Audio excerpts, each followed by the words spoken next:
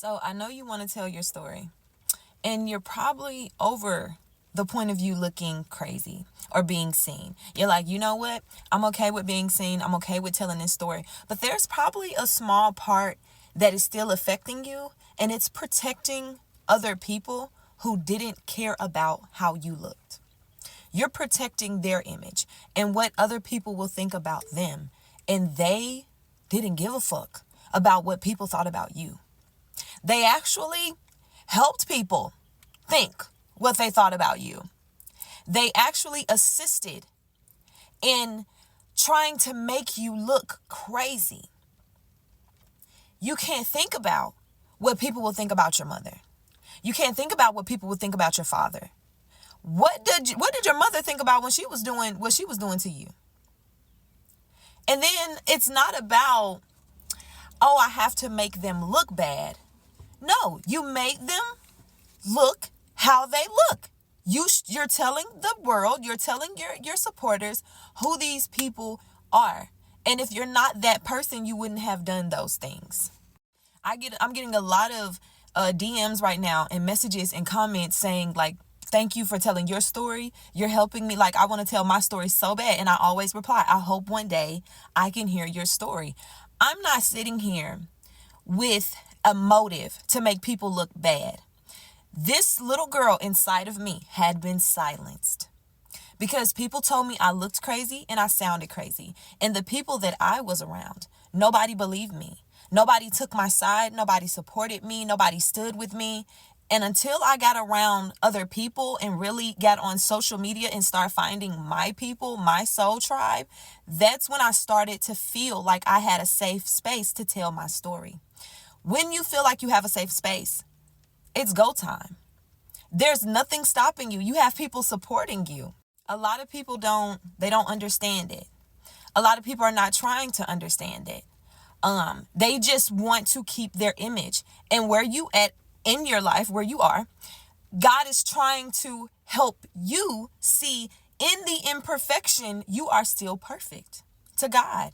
You are still perfect, but you have to feel that for yourself. You have to not judge yourself when it's time to tell your story, because guess what? Everybody's going to judge you. Everybody's going to judge you. It is kind of hard. You got to have tough skin because some people they're not going to agree with you. Some people are going to say things that will probably make you feel some type of way. How are you going to respond? How are you going to react? I always tell people when you're getting ready to tell your story, with everything really that we do, you have to have an intention. What is your intention? What is the intent of telling this story? And with mine, for me, it has to be, I'm going to give you guys advice. Anything that you do has to be for you first. This is my healing. And when I got on here and decided to heal in front of everybody, all of my supporters, followers, and everything, it was scary. And so it had to be a brave thing. But then when I did it, I realized that I was also helping other people. You help other people by helping yourself. You heal other people by healing yourself. And you need to tell this story because it's time for you to heal. It's time for that little girl, that little boy, to tell the story, to be brave. You have been silenced enough. People have bullied you. You have probably told yourself that you were wrong. You have made a list of ways that you could have been different and you could have treated everybody different. And the whole time you were being attacked and you were doing the best that you could with absolutely no support around you. There was nobody around you to help you. There was nobody around you who sincerely wanted to talk to you without going back telling your business. There was nobody around you who wanted to really be there for you. You were only trying to survive. The good thing about getting out of survival mode is that you get to do a lot of things now. When you're out of survival mode, you get to tell your story. Number one, because you're safe. There's nobody coming after you. You're doing, and by telling your story, what a lot of people don't understand, you're doing what God is telling you to do. You're being obedient. Your story is not just for the pain, that you went through and to get you out of that situation. Now you have to help other people the best way you know how. And that's how we take our experiences and we're able to give our experiences to other people. There are a lot of spiritual leaders, and I'm not talking about the preachers and the pastors and all this in the church. I'm talking about y'all at home sitting on a story. Y'all are spiritual leaders. Y'all are supposed to be leading young men and young women or adults, whatever age group. And some of y'all can work with all types of age groups. Some of y'all are teachers and you feel like that you're limited, that you're only teaching in that building, in that school building, when God gave you the gift to teach everywhere, wherever you are. A lot of y'all are spiritual leaders. But you have to know that God got my back first and foremost, and I got my back next, and I got a lot of people who will have my back. But I just really want to encourage y'all, because I know I can sit up here and tell my story, and I don't believe in if something's good or bad, or if your story is worse than mine, because worse is subjective. My worst and your worst is not going to be the same thing. But I know there are people who went through more than me, who had to be stronger than me, that the things that they went through, I couldn't imagine me going through that. And it's time for you to tell your story, because we sit up and listen to people's story on TV all day. It's time for it to hit home. People who are just like you, people who went through the same thing you went through. And I will be uploading videos about how I got through it and kind of trying to help other people guide themselves out of this situation. Because you are a spiritual leader, there will be nobody really to help you. A lot of us. Now, some of us who are leaders, we are to help other people.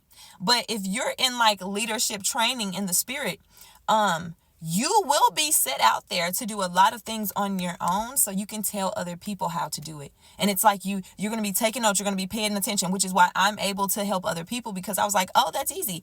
I see now in the spiritual realm. I understand things in the spiritual realm. And you telling your story is so liberating and free, and it frees your spirit. It frees up this space in your heart for yourself, for you to love yourself more and say, yeah, I went through that. And yeah, I even told the bad parts of the story, like about myself. I told the parts of the story where I looked bad too. But I'm okay with looking bad. It's not my problem if this other person is not okay with looking bad. See, that's the thing. Once you accept yourself, nothing else matters. All you're doing is telling the truth. And if the truth hurts, then so be it. But we all know that the truth will set us free. And it's time for you to be set free. Your family has silenced you.